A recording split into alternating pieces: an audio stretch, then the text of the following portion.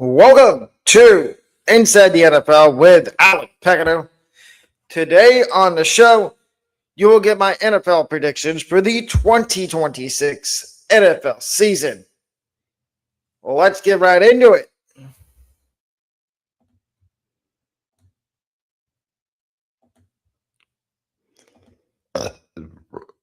And we start in the AFC with the AFC North standings prediction. In last place, I have the Cleveland Browns. And Browns fans, I understand it's been tough. And it's going to still be tough. You have a new head coach in Todd Monken. And you don't even know who your quarterback's going to be. And quite frankly, all your quarterbacks are horrible. Whether it be Shedeur Sanders, Dylan Gabriel, or Deshaun Watson.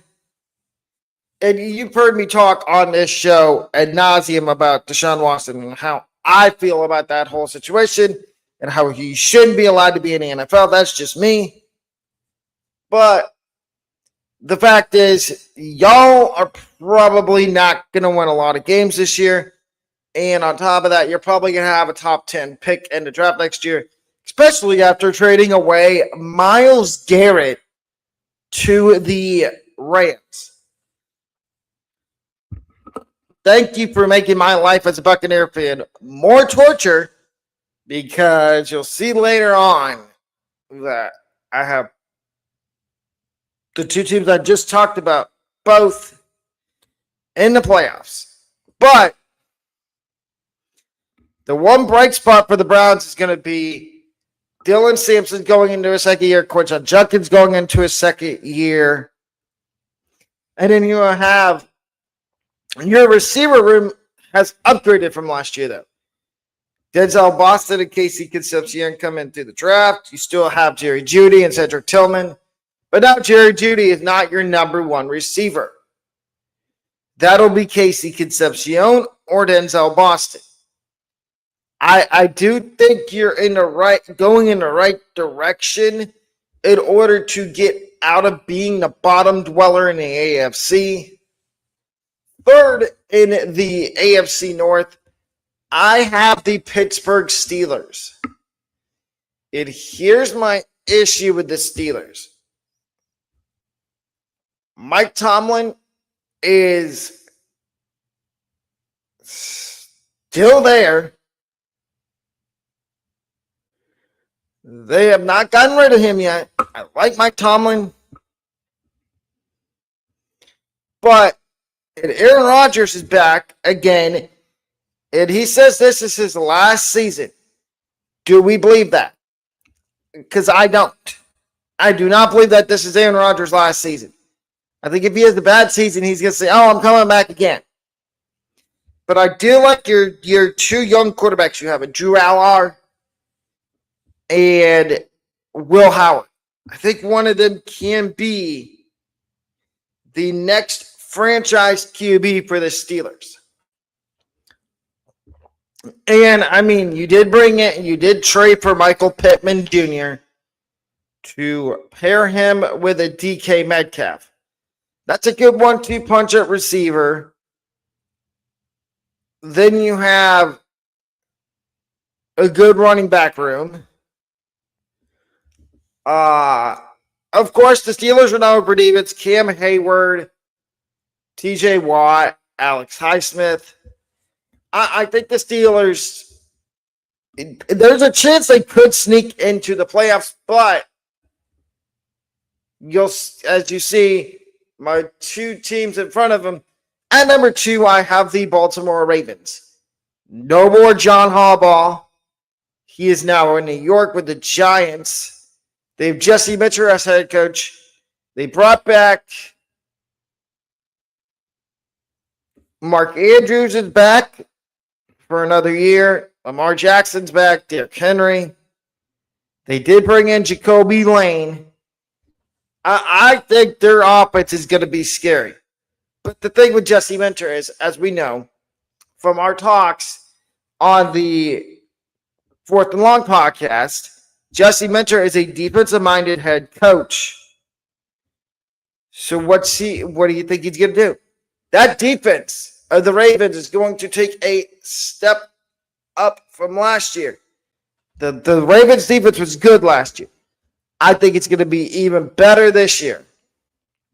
And winning the AFC North, I have the Cincinnati Bengals. They did a lot to upgrade that defense. They made a lot of defensive signings in free agency. They traded for Sexy Dexy from the Giants. And Joe Burrow's back. Jamar Chase, T. Higgins, Chase Brown. They have a better hopefully their offensive line can stay healthy this year. And if they can, the Bengals might have a sneaky chance at getting to a certain game at the end of the year.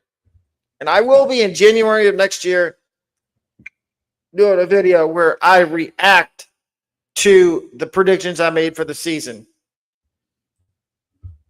How we get to the NFC North standings prediction.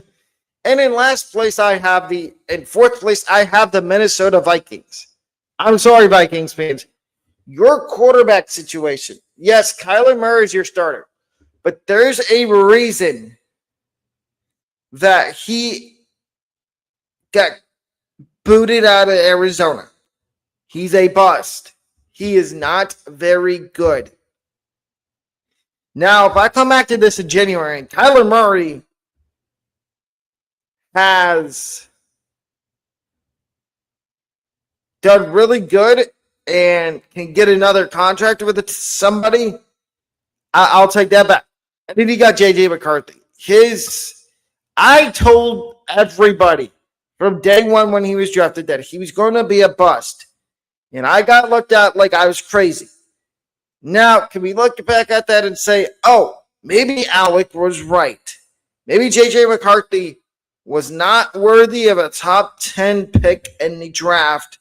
Maybe he was a bust. But it is still the Minnesota Vikings. It's Kevin O'Connell. So we could come back and look at this in January and say, oh, I was completely wrong on the NFC North. But then again, I could also be right. Third in the NFC North, I have the Green Bay Packers. And it is because they lost a ton in the offseason. They lost Romeo Doubs. They lost Rashawn Gary. They lost a few offensive linemen.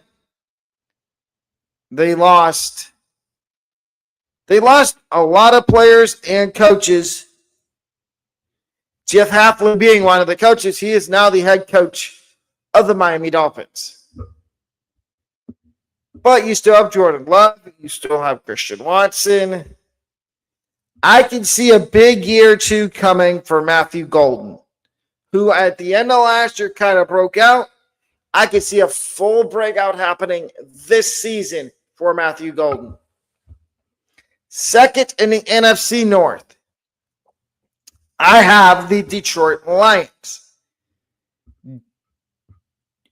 If the Lions can stay completely healthy, no injuries, I can see a chance that the Lions and the team I have in first place are flipped. But if the Lions have a couple injuries, I could see them finishing anywhere from second, maybe even the fourth. But you got Jahmyr Gibbs back. Well, Gibbs is back for this year, but he has not received his payday yet, like the rest of the running backs have. I think he will at some point receive that payday. And winning the NFC North, I have the Chicago Bears. They did get rid of DJ Moore, but I still like the receiver room. Luther Burden, Rome Odunze, Colston Loveland, and Caleb Williams goes into year 4 out of 5 in the NFL. And the Bears, they made the playoffs last year. I think they're going to possibly make it again this year. the other thing, this division could be a crapshoot. These standings could be flipped.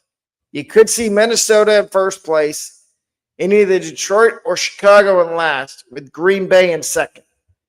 And I feel like it could go that way with any of the divisions. We get to the AFC East division standings now. And we start in last place. In fourth place, I'm sorry to do this to the Miami Dolphins fans, but you lost a lot of guys in the offseason. You lost Tua. You lost Tyreek Hill. You lost a lot. And you have a new head coach, Jeff Hafley, who has never been a head coach before in the NFL.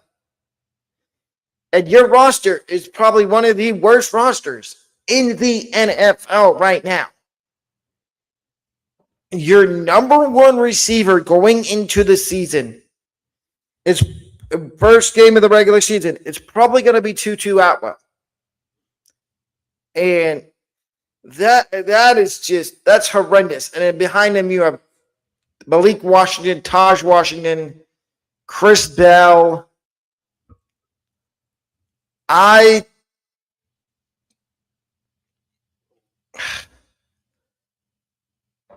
don't know how many games the Dolphins are going to win this year. In third place, not finishing in last this year, I have the New York Jets. Geno Smith, full circle moment. Back with the Jets. Aaron Glenn, this is a big year for him. If Aaron Glenn doesn't win more than 6 games, I think he's gone. But the Jets did really good in the draft this year. They got Kenyon Sneak. They had 3 first-round picks, and they took 3 guys that can contribute early on in 2026. In second place in the AFC East, I have the Buffalo Bills. I love the addition of DJ Moore. And I think he's going to unlock this offense. I know Dolphins fans love to say Josh Allen is overrated. The Bills are not going to win this division. Yes, they're not going to win the division because I've got a team in front of them that is that is on the same level as them, but maybe slightly better. And winning the AFC East, I have the New England Patriots, the defending AFC champs. They brought in A.J. Brown to give Drake May a viable number 1 receiver. And here's another thing. I'm going to poke fun at the Dolphins because their fans love to say that Drake May is overrated and that he's going to be a bust and he's just Drake's schedule May because they had an easy schedule last year. That is not true at all. Drake May is one of the best quarterbacks in the NFL. One of the 10 best. You could put him up there with Stafford. You could put him up there with Mahomes, with Josh Allen, with Joe Burrow, with Lamar Jackson. Yes, I do think Mahomes is still a top 10 quarterback, even though he's coming off an ACL injury. Now we get to the NFC East. And before we start this, I want to say, Jaden Daniels, you are the biggest crybaby in the NFL.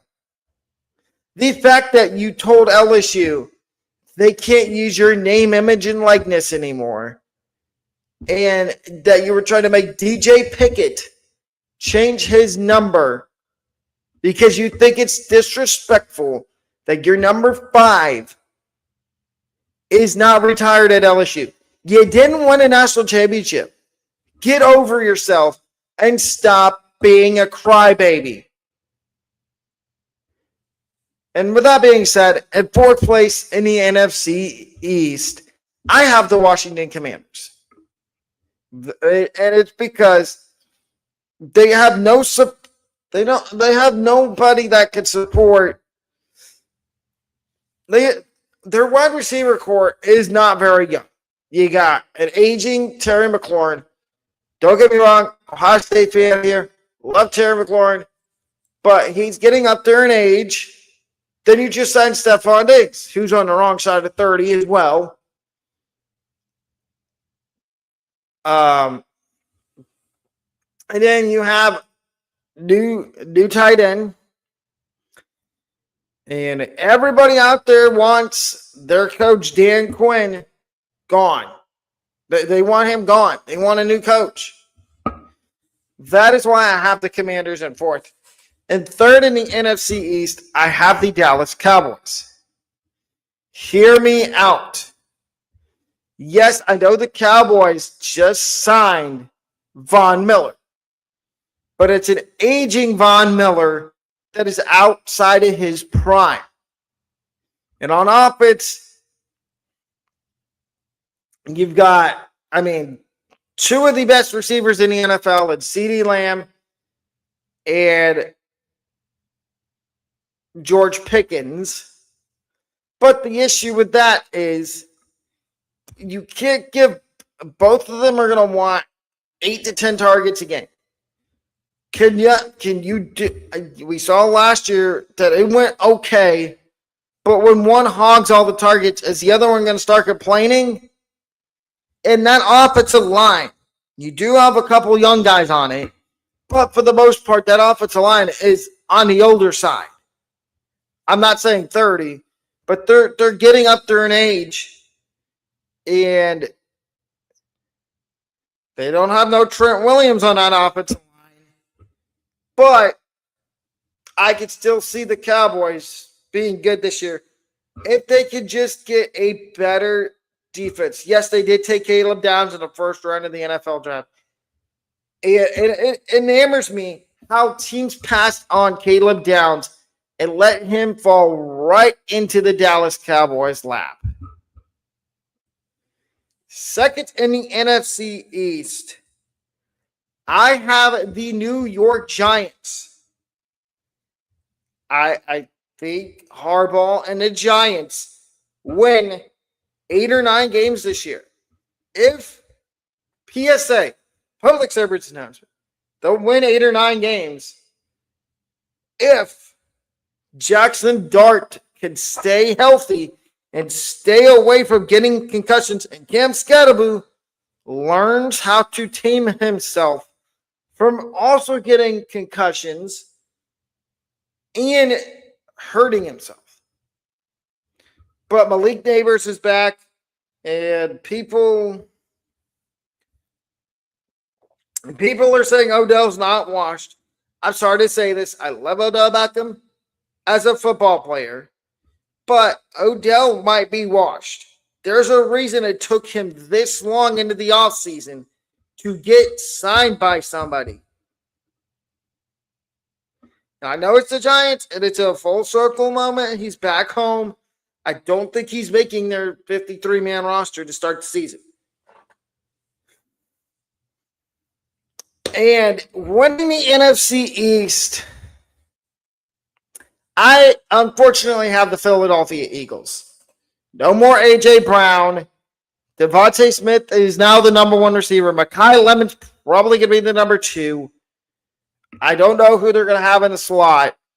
You still have Dallas Goedert, still have Saquon Barkley. Still have, in my opinion, the most overrated system quarterback in the NFL, it's Jalen Hurts. And no, that's not me racially profiling him. That's just my opinion. Everybody has their opinion on who they think the most overrated quarterbacks in the NFL are. And I think Jalen Hurts is one of the most overrated quarterbacks. I wouldn't touch him in fantasy. He's too touchdown dependent. And especially now, they've got a new offensive coordinator, Sean Mannion. And I don't know how this offense is going to function with a new offensive coordinator. We get to the AFC West. And this is the division that was won by the Denver Broncos last year. I will get to the Broncos in a second. Finishing in last place in the AFC West, I have the Las Vegas Raiders. They did draft Fernando Mendoza, number 1 overall, which I'm not buying this coach speak that it's Kirk Cousins' job to lose. Because we all know you draft a quarterback number 1. He's not sitting on the bench for a very long time. There's no way.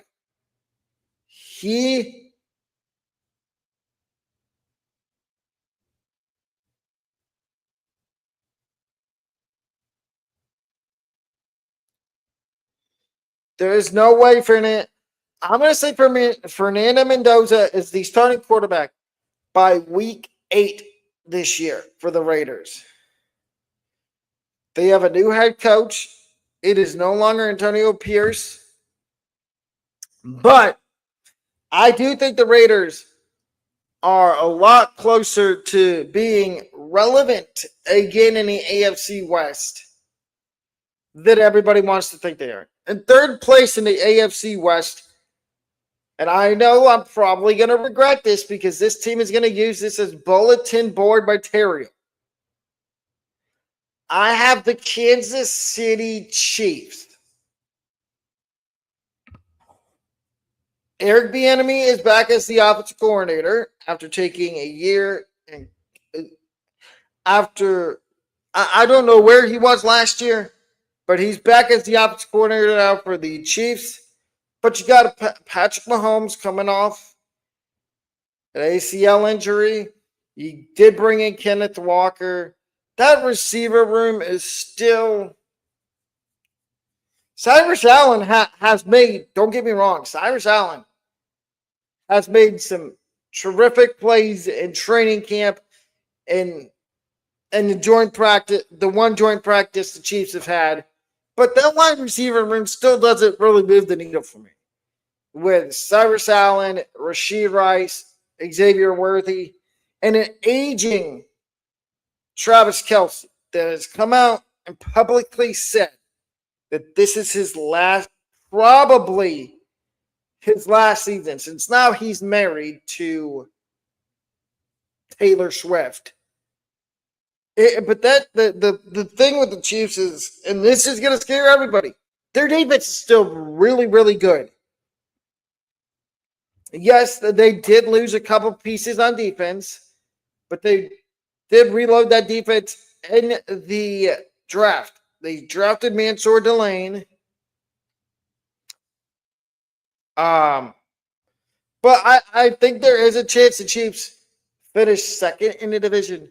But the team I have finishing second in the AFC West is the Los Angeles Chargers. It's another year for Jim Harbaugh as the head coach. And I see a world where the Chargers do really good this year and Harbaugh gets an extension. And winning the AFC West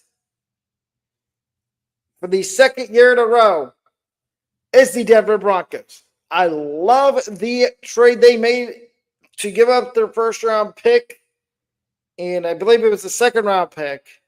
It was a first and a third round pick to get Jalen Waddle to give Bo Nix a good number 1 and number 2 receiver. Waddle's probably going to be your number 1 now with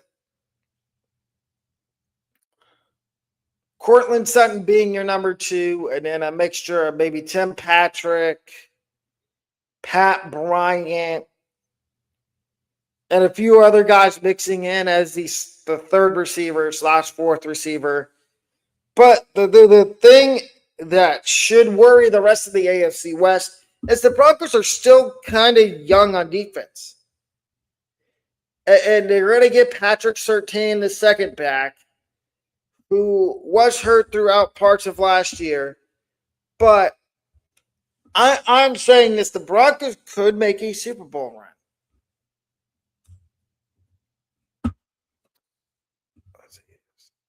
We get to the NFC West now. Finishing in last place in the NFC West, I have the Arizona Cardinals. And Cardinals fans, a PSA here. I like the hire you made at head coach and Mike LaFleur. But you don't have a quarterback. Don't get fooled by Carson Beck. I'm telling you right now. Don't get fooled by Carson Beck. Carson Beck is not that good. And then you got Jacoby Brissett. Yeah, he's okay. But I don't think you're winning a lot of games this year. I do like the draft pick of Jeremiah Love. But I question the signing of Tyler Algier when you still have James Conner and Trey Benson. Who out of Trey Benson and James Conner,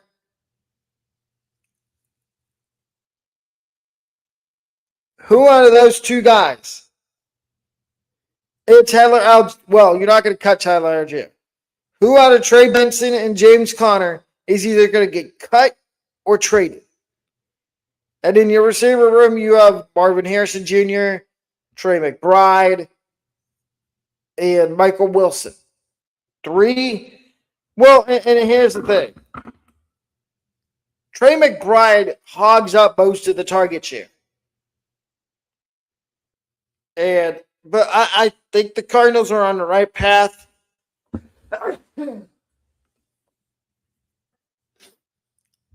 I don't think they win a lot of games this year. Maybe in 1 or 2 years, once you get your franchise quarterback, then you'll win more games. In third place in the NFC West, I have the San Francisco 49ers. And it's because the injury bug. And the injury bug has already started. McCaffrey's missed time in training camp.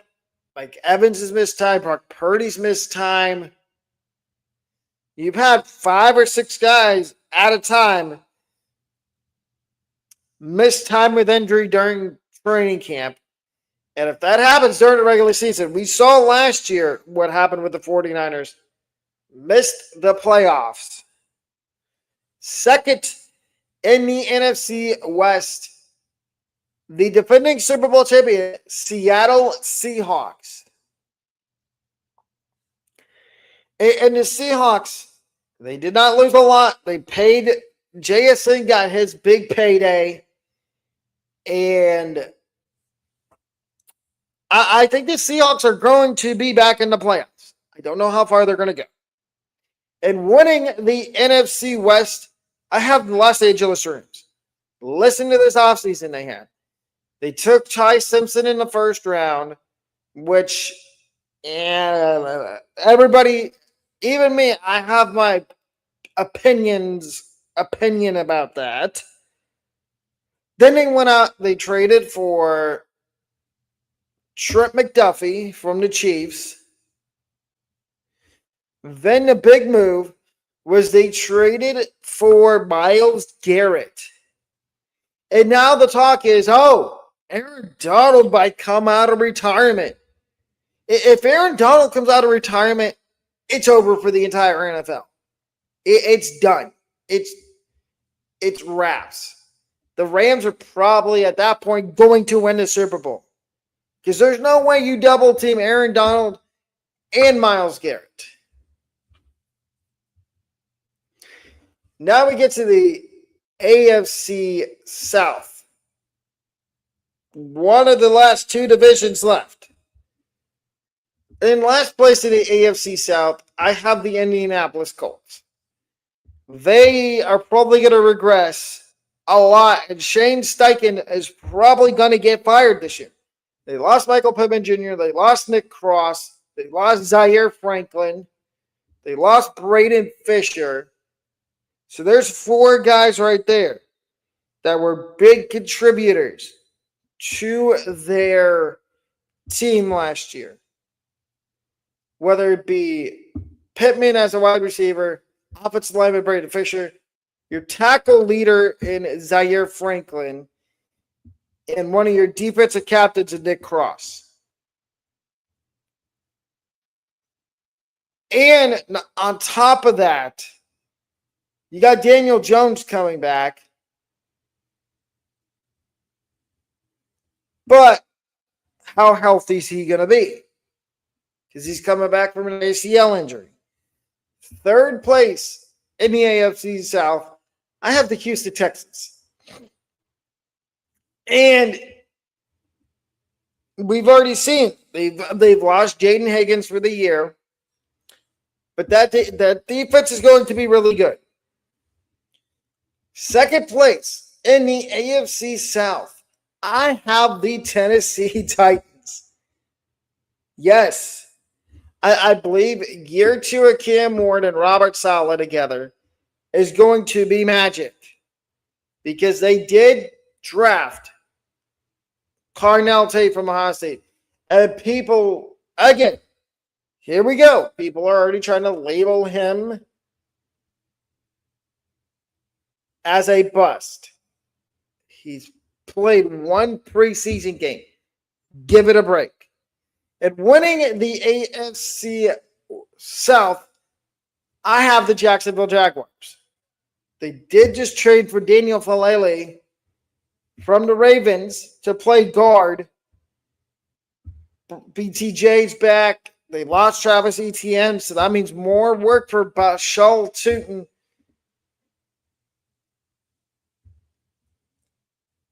And now we get to the NFC South standings prediction. At fourth place in the NFC South, I have the Atlanta Falcons for 2 reasons. One, they're going to have no pass rush. James Pierce Jr. is going to be out for 3 games.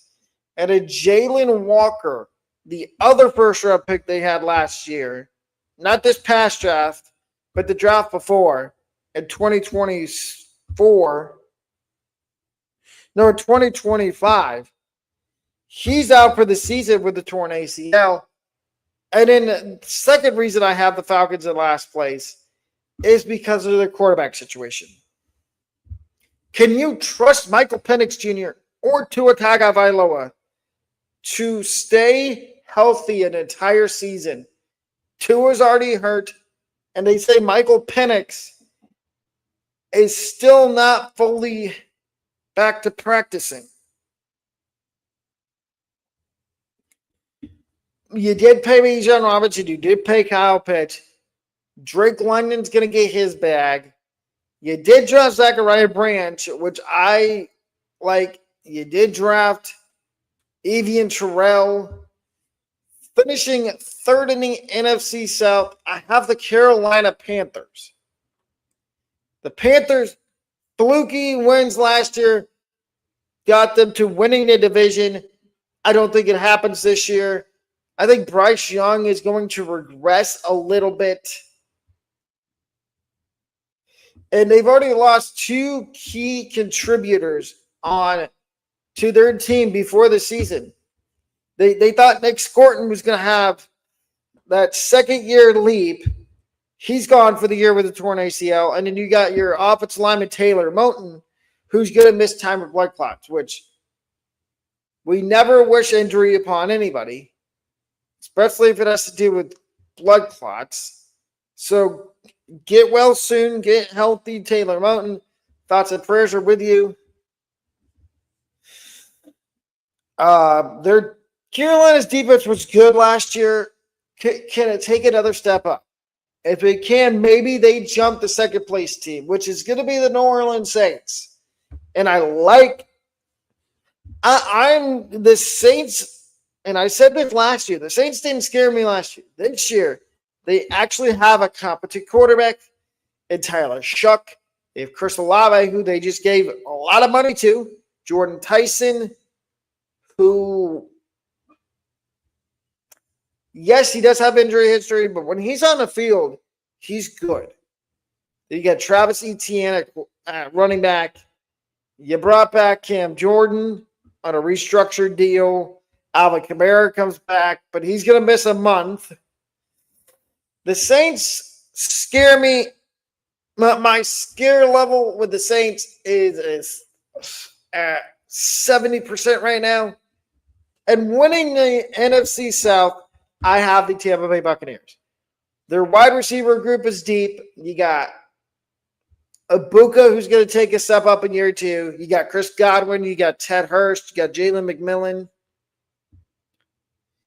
You've got a bunch of other guys at receiver that could step up when needed. You've got a healthy offensive line. You've got Bucky Irving going into year 3. Baker Mayfield in a contract year, which scares me that he could go off and potentially win MVP. But I don't have him winning MVP, though. Vita Vea just got a 1-year fully guaranteed extension by the Buccaneers yesterday. And now we get to my NFC playoff seeding, and we're going to start with the 3 wildcards. The 7th seed, I have the New Orleans Saints. As I talked about a minute ago, I'm not going to go fully elaborate. I do think the Saints are going to make the playoffs. I think a full year of Tyler Shough and Chris Olave. Here's a stat I want everybody to let sink in for a second. With Tyler Shough at quarterback, how many targets per game did Chris Olave get? I'll give you a second to answer that. If you know the answer, put it in the comment section below. If you don't, the answer was 9.5 targets per game with Tyler Shough at quarterback, compared to, I believe it was 6 targets per game, 6.5 targets per game, 6.5 targets per game with Spencer Rattler at quarterback. The 6th seeded getting the second wild card spot, I have the Seattle Seahawks. Getting that first wild card spot, and 5th, I have the Detroit Lions. Now we get to my division winners. The 4th seed's going to be the Buccaneers. 3rd seed's going to be the Bears. 2nd seed, the Eagles. And the team getting the bye week is going to be the Los Angeles Rams.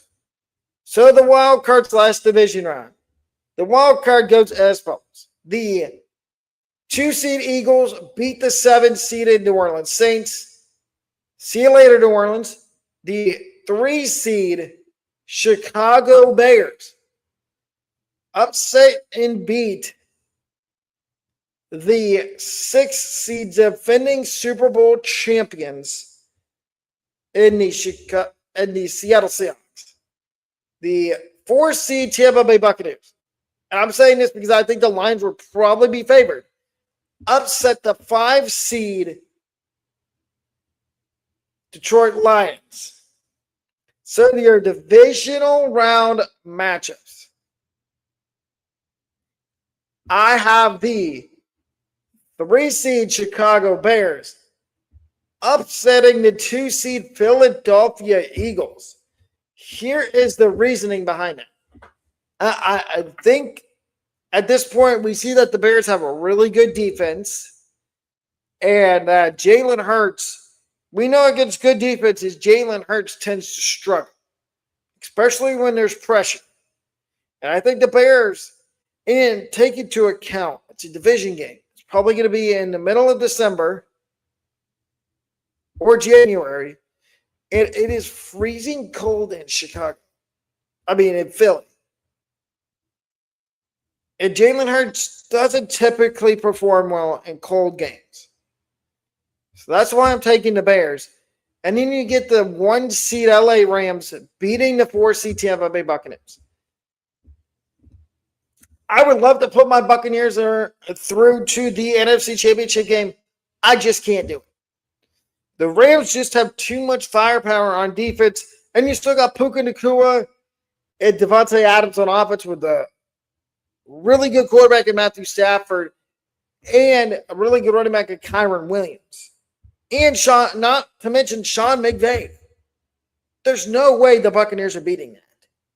There's absolutely zero chance.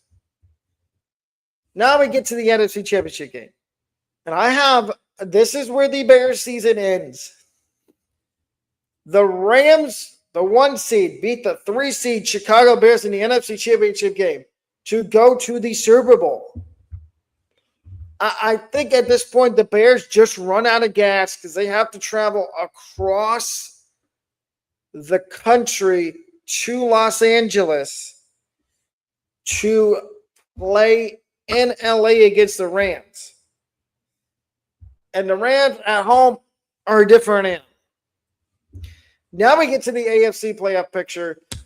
And the last wildcard team I have is the Kansas City Chiefs as the 7th seed, which is a scary thought. If the Chiefs sneak into the playoffs as the 7th seed, I don't know if I want anybody playing them because they might just devour everybody. The 6th seed, I have the Los Angeles Chargers. I have the LA Chargers at the 6th seed because of their defense. 5 seed and getting the last wild card is the Baltimore Ravens. Now, the Bills get the 4 seed. They did not win the AFC East, but they're the first team from their division and the only one from their division outside of the wildcard teams that didn't win their division. The 3 seed is the Denver Broncos, the winners of the AFC North. The AFC West. The 2 seed is the winners of the AFC North, the Cincinnati Bengals, and the 1 seed is the winners of the AFC East, the New England Patriots. Now let's get to the wild card round and division round. So, in the wild card round, the 2 seed Cincinnati Bengals beat the 7 seed Kansas City Chiefs. It's a battle. It is Joe Burrow against, at this point, basically a fully healthy Patrick Mahomes. And if you're going to tell me that the Bengals aren't winning at home against the Chiefs, you're crazy. Then you get the 3 seed Denver Broncos and the 6 seed Chargers. The Broncos beat the Chargers in an AFC West division battle in the wildcard round. And in the last wildcard game, you have the Baltimore Ravens versus the Buffalo Bills. And I have the 4 seed Buffalo Bills beating the 5 seed Baltimore Ravens. Now we get to the division round. And I have the 2 seed Cincinnati Bengals beating the 3 seed Denver Broncos. Sorry, Broncos fans. I don't think you're making it past the division round. I love Bo Nix, love Jalen Waddle, but I think that offensive line runs out of tread on the tires, and you get knocked down in the division round. Same thing with the Patriots. I know some Patriots fans are not going to be happy about that. Brad probably being one. You did make a lot of good moves in the offseason, shoring that offensive lineup, but it's Buffalo in their new stadium. And they're going to want to make that AFC Championship game. So give me the Bills. So your AFC Championship game is the Buffalo Bills, the 4 seed, and the 2 seed Cincinnati Bengals. The winner and moving on to the Super Bowl to face the Rams is the Bengals. And my Super Bowl winner is the Cincinnati Bengals. Now we get to the awards.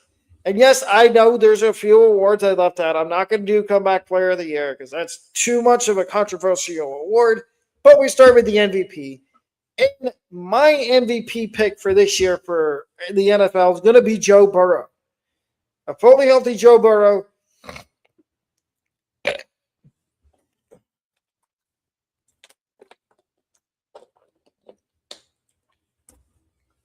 If he can stay healthy the entire season, that's a dangerous thought.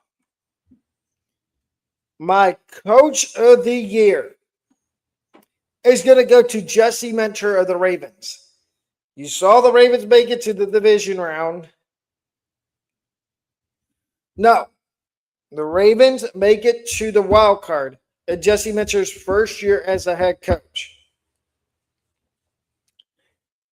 And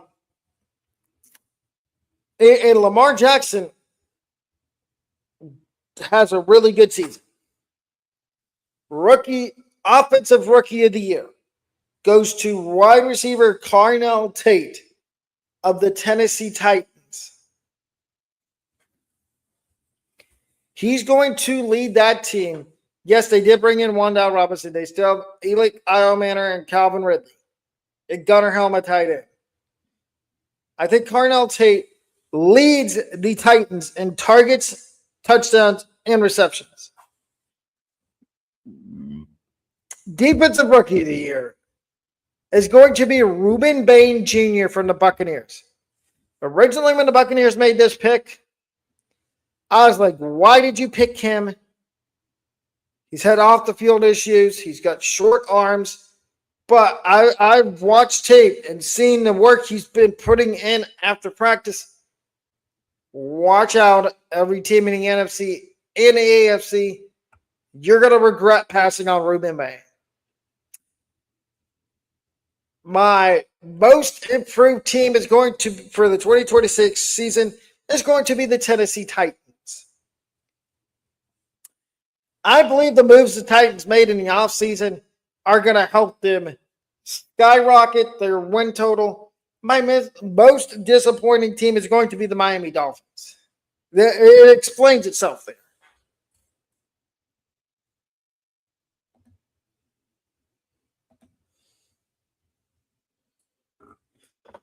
And if you're enjoying this episode of the show, please remember, leave a thumbs up and subscribe.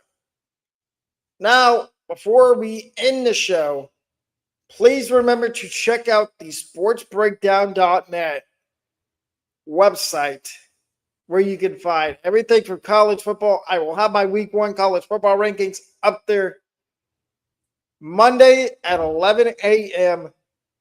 I will be releasing, live streaming my 2026 week 1 college football rankings to everybody. But if you want to get a sneak preview of them, go to the website as mentioned. Also, you can direct message me on YouTube now if you have any questions. But that's going to wrap up today's show. Please have a wonderful rest of your Thursday.